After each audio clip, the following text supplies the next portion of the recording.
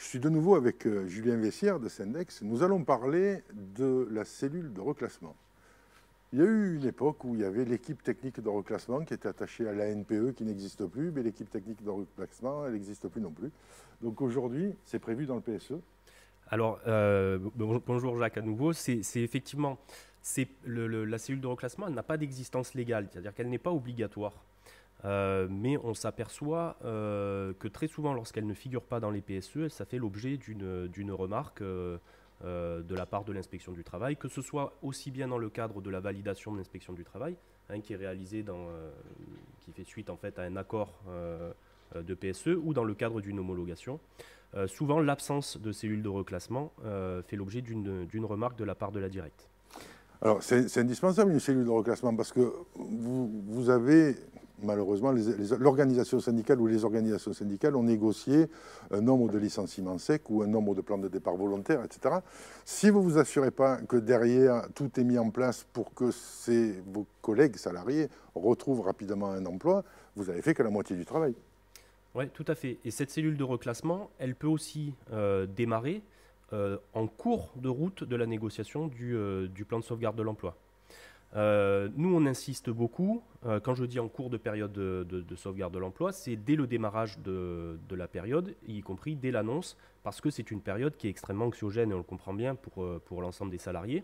Et donc, il est important que les salariés puissent déjà avoir un contact avec éventuellement un des conseillers qui sera en mesure de le suivre. Alors, qu'est-ce que vous conseillez, vous, comme équipe de reclassement? Est-ce que, comme cellule de reclassement, cabinet extérieur, quelqu'un en interne, quelque chose de mixte? Comment vous voyez ça? Alors, on voit dans la pratique, on voit les deux. Mais de plus en plus, on voit des cabinets de reclassement spécialisés qui sont des tiers extérieurs à l'entreprise, dont c'est le métier. Nous, au-delà du choix du cabinet, ce qui nous paraît indispensable, c'est que les négociateurs du PSE, les délégués syndicaux, soient au courant et puissent convenir avec la direction du choix de ce cabinet. Il y a un certain nombre de points qu'il faut vérifier. Je vais vous en citer quelques-uns. Le premier, par exemple, c'est quand le cabinet de reclassement va définir le nombre et la définition des offres valables d'emploi que ce cabinet-là devra fournir aux salariés. On voit bien tout l'enjeu. Ce n'est pas la même chose de recevoir une ou deux offre valable d'emploi si celle-ci est un CDD ou si celle-ci est un CDI. Voyez, et donc il est important que les délégués syndicaux soient dès le départ dans le cahier des charges, participent au cahier des charges et à l'élaboration du cahier des charges du cabinet de reclassement. Je prends un autre exemple, si permettez, Jacques. Oui, bien sûr. C'est le sujet du règlement des honoraires de ce cabinet de reclassement.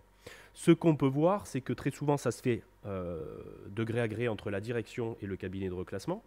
Mais on comprend bien que si les délégués syndicaux sont au cœur du cahier des charges, on pourrait tout à fait convenir que la rémunération des honoraires de ce cabinet de reclassement soit faite en fonction du résultat. Et donc, définitive au moment du reclassement effectif du salarié. Voilà deux exemples. Donc c'est ce qu'on appellerait une clause de bonne fin, je crois. Alors, on peut y donner le terme qu'on veut, mais en tout cas, sur le principe, c'est une rémunération qui serait au résultat et non pas une rémunération en fonction des moyens. Alors, quelles sont les plus grosses carences que vous pouvez trouver quand un cabinet externe s'en occupe seul, sans avoir de compte à rendre à personne d'autre qu'à la direction de l'entreprise? Qu'est-ce que vous voyez, vous, comme côté négatif à ce fait? C'est plutôt des points de vigilance que je vais pointer, notamment le fait qu'il faut que ce cabinet de reclassement dispose de moyens suffisants. Quand je dis de moyens suffisants, c'est des intervenants qui soient spécialisés et qui suivent individuellement le salarié jusqu'à sa réintégration du monde du travail. Donc que ce soit un conseiller qui suive toujours le même salarié et que ce ne soit pas une équipe volante comme on peut le voir quelquefois, mais bien un accompagnement individuel et personnalisé.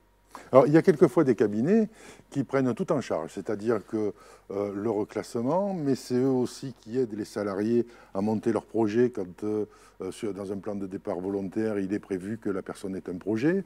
Est-ce que mélanger tous ces genres-là, c'est pas un peu négatif? Avec le recul, j'ai pas de vision particulière sur ce point-là. Je pense que l'essentiel, c'est que ce soit un accompagnement qui soit individuel et personnalisé, et que cette cellule de reclassement vienne rendre compte à la commission de suivi dont on a parlé précédemment, que ce soit au travers de tableaux de bord, que ce soit au travers d'informations complémentaires qui peuvent être apportées. Mais le rôle de la commission de suivi, y compris sur l'instruction et sur les orientations que peuvent prendre l'accompagnement de la cellule de reclassement, est aussi un enjeu important. Donc, pour vous, c'est pas grave si le même cabinet extérieur aide à faire les business plans pour monter sa propre entreprise dans le cadre de création d'entreprise, ou accompagne le salarié dans un cursus pour de la reconversion, ou aille lui chercher du travail. Pour vous, elle peut tout faire. Écoutez, sur de l'expérience que j'ai des PSE, je ne vois pas de problématique dès lors que les partenaires sociaux ont été partie prenante de la définition du cahier des charges du cabinet de reclassement. Donc, ce n'est pas un handicap si le cabinet s'occupe de tout, pour peu qu'il soit en lien avec une commission de suivi, parce qu'une fois votre accord donné, il va falloir être sûr que ce que vous avez donné comme accord corresponde bien à ce qui se passe. Et je pense que la cellule de reclassement, la commission de suivi, tous les acteurs doivent être autour d'une table, et effectivement, le côté paritaire de cette commission me semble indispensable, parce qu'à un moment, il va falloir qu'il y ait des échanges, quoi. Et si la commission n'est pas paritaire, il n'y a pas d'échange. Je pense que c'est ça qu'il faut favoriser, c'est les avis des uns et des autres, vous, représentants du personnel, les remontées que vous avez des salariés, vous, DRH, les impératifs que vous avez et que vous avez donné comme mission pour la rappeler quelquefois au cabinet, et le cabinet pour expliquer qu'il suit bien la mission qui a été donnée et les impératifs des représentants du personnel. S'il n'y a pas tout le monde autour de la table, il n'y a pas de dialogue. S'il n'y a pas de dialogue, il n'y a pas de suivi. S'il n'y a pas de suivi, c'est la catastrophe. Merci Julien. C'est un bon résumé. Merci Jacques.